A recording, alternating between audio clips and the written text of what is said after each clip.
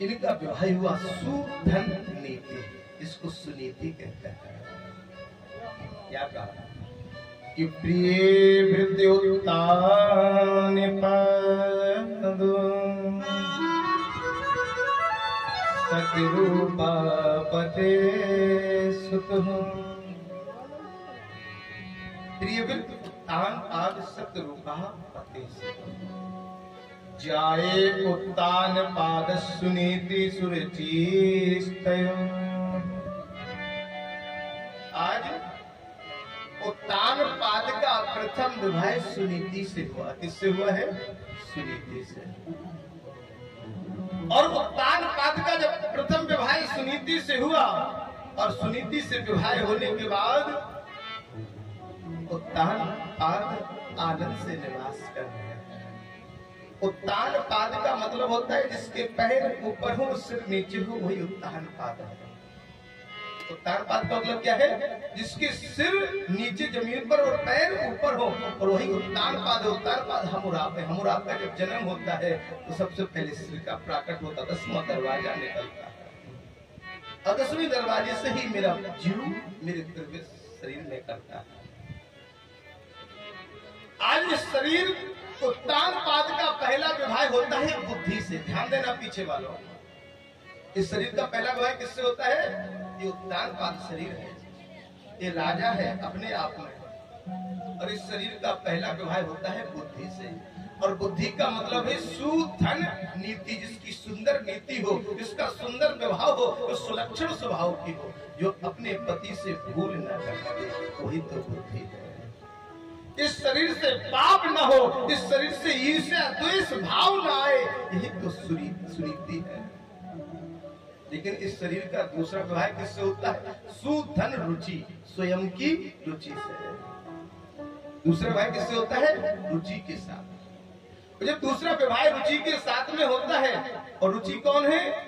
जिव्या चाहे तो समाज में धिक्कार करा दे, और जिव्या चाहे तो समाज में सत्कार करा दे, ये रुचि है। आज इस शरीर के दो विवाह हुए, पहला विवाह सुनीति से और दूसरा विवाह सुरुचि से। जब दोनों से विवाह हुआ, विवाह होने पर किसको कष्ट होता है? मैंने बताया है, जो दो विवाह करता है, दो घोड़े पे असवार होने वाला व्यक्ति गिर जाता है, दो नाव पे तैरने वाला व्यक्ति डूब जाता है। ऐसे आज राजा उत्तान पाद ने जब पहली पत्नी अर्धांगिनी सुनीति से विवाह किया तो क्या कहा है प्रभु ने कि उत्तान पाद की प्रथम क्रिया सतियों में लेखी जाती है।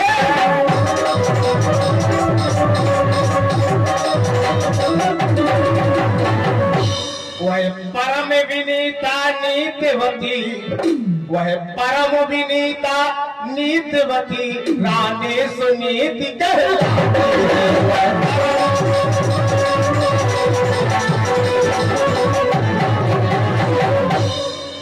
ऐसा कहा उत्तान पाद की प्रथम क्रिया सतियों में लेखी जाती। जैसे सती अनसुईया हुई, सती नर्मदा हुई, सती कौशिकी और माता की कृपा सती सुलोचना हुई, ऐसी सतियों में लेखी जाती है।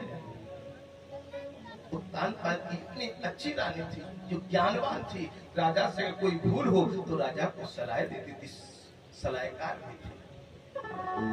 लेकिन आज उस रानी के मन में विचार आया कि मेरे 10 वर्ष व्यतीत हो गए, लेकिन कोई पुत्र नहीं है। इस राजपाट को चलाने वाला एक पुत्र होना चाहिए।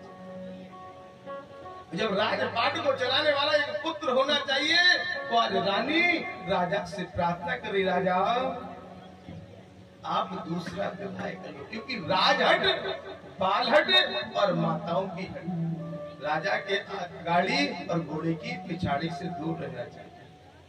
माताओं की हट, अगर माताओं ने हट कर ली कि हमें जाना है, यहाँ तक कि कहा कि माँ काली ने, जब पार्वती ने काली का रूप बनाया तो भगवान शंकर चरणों में लेट गए, लेकिन मना नहीं कर पाए। तो हम और आप तो संसार के जीव अगर काली बन गई तो फिर माफी मांगने पर बुलाते रहते, इसलिए बच के रहना चाहिए। और बालक की हट, अगर बालक ने हट कर ली तो जेब में पैसे हो ना हो लेकिन कुछ न कुछ दिलवाना पड़ेगा।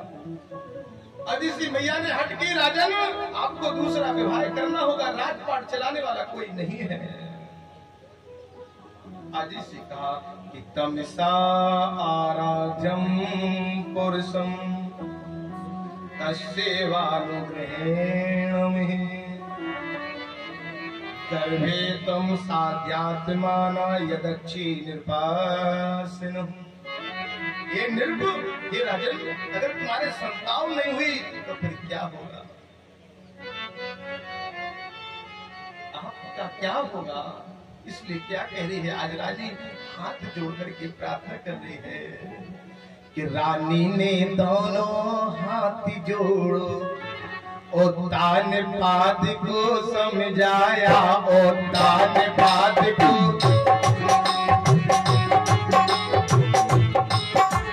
नाथ अभागन दासी ने, नाथ अभागन दासी ने इस कुल का दीपक बुझवाया, नाथ अभागन।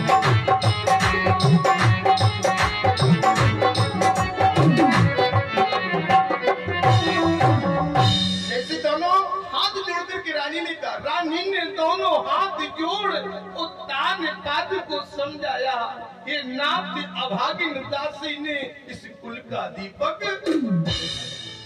आप भी निवल कहलाते हो, मैं भी बांझ कहती हूँ। जैसी ऐसा कहा, राजा चिंतित हो। राजा करे नहीं रानी, मैं दूसरा विवाह नहीं दूंगा, जितनी प्रीत एक रानी से है मैं दूसरा कर